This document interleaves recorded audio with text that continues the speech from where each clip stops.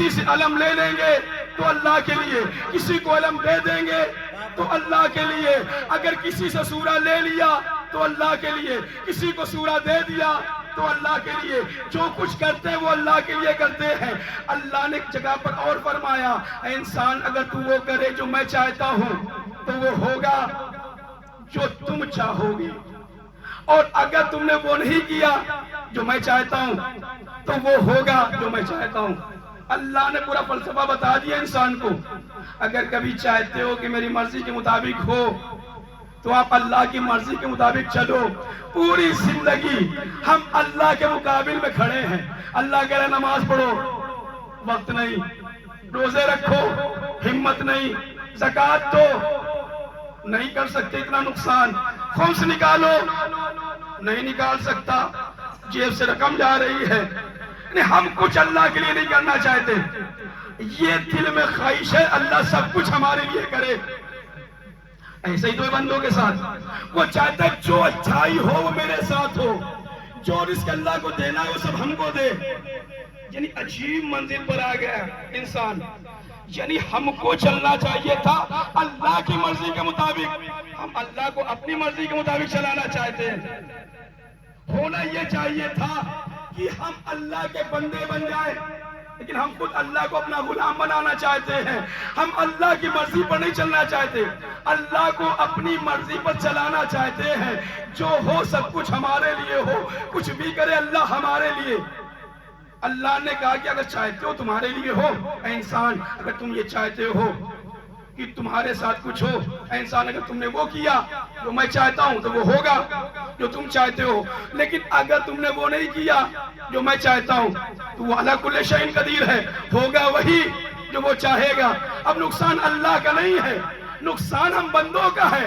اگر ہم وہ کریں جو اللہ چاہتا ہے تو وہ ہوگا جو ہم چاہیں گے، لیکن اگر وہ نہیں کیا تو ہوگا تو وہی جو اللہ چاہے گا۔ نقصان ہمارا ہے، اب وہ نہیں ہوگا جو ہم چاہیں گے۔ عزیز و رسول وہی کرتے تھے جو اللہ چاہتا تھا، لیکن ایک جگہ پر اللہ کی شدت بتا رہی ہے کہ چاہت بڑی شدید ہے۔ وہ مقام کون سا؟ غدیر کا مقام، جہاں پر اللہ نے چاہا کہ رسول اس میدان پر اپنے بھائی علی کو منبر پر لے جا کر اب ان کی ولایت کا اعلان کرے۔ کہ کون چاہ رہا ہے؟ اللہ کی آیت ہے نا، یا ایھا رسول بلغ ما انزل الیک من ربک ان لم تفعل فما بلغت رسالتہ۔ چونکہ اگر صرف اتنا جملہ ہوتا کہ یا ایھا رسول بلغ، پہنچا دو اس حکم کو جو تمہارے رب کی جانب سے تم پر نازل کیا گیا، تو صرف چاہت ہوتی، لیکن یہ کہہ دینا وَإِن لَمْ تَفْعَلْ، اگر آپ نے ایسا نہیں کیا فَمَا بَلَّغْتَ رِسَالَتَهُ، تو رسالت کا کوئی کام انجام نہیں دیا۔ لیکن نماز بھی پہنچا چکے، روزہ بھی پہنچا چکے، حج کر کے دکھا دیا، زکوٰۃ کا نصاب بتا دیا، تو اب کیا بچا ہے؟ لیکن کہا اگر ایسا نہ کیا، اس کا مطلب یہ ہے کہ اللہ کی چاہت ہے اور شدید چاہت ہے۔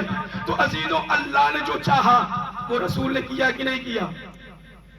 رسول، اللہ کا وعدہ ہے اگر تو نے وہ کیا جو میں چاہتا ہوں تو وہ ہوگا جو تم چاہتے ہو۔ اس کو محسوس کریے گا اور اس پر غور کریے گا، بہت زیادہ لطف آئے گا اگر سمجھ گئے اللہ کیا چاہ رہا ہے۔ غدیر کے میدان میں اونٹ کے کجاووں کا منبر بنے اور اس پر علی کو لے جا کر یہ کہا جائے من کنتو مولا ہو فہذا علی مولا۔ کیا رسول نے وہ کام کیا کہ نہیں کیا؟ رسول نے وہی کام کیا، اونٹ کے کجاووں کا منبر بنایا گیا، مولا کائنات کی ولایت کا اعلان کیا گیا۔ رسول نے تو وہی کیا جو اللہ چاہتا تھا۔ اللہ کا وعدہ بھی تو ہے اب وہ ہوگا جو تم چاہتے ہو۔ رسول نے فرمایا من کنتو مولا ہو فہذا علی مولا، جس چیز کا میں مولا ہوں اس کے یہ علی مولا ہے۔ یہ تو اللہ کی چاہت تھی۔ اب رسول کی چاہت کیا ہے؟ ہاتھوں کو بلند کر کے کہتے ہیں اللہم والے من والا ہو وعدے من آدھا ہو منصور من نصرہ وغزل من خزلہ۔ اللہم ادر الحق حیث ما دار علی، پروردگار تو سے دوست رکھ جو علی کو دوست رکھے، تو سے دشمن رکھ جو علی سے دشمنی کرے۔ پروردگار تو اس کی نصرت کر جو علی کی مدد کرے، تو اسے چھوڑ دے جو علی کو چھوڑ دے۔ پروردگار حق کو ادھر موڑ دے ادھر علی موڑے۔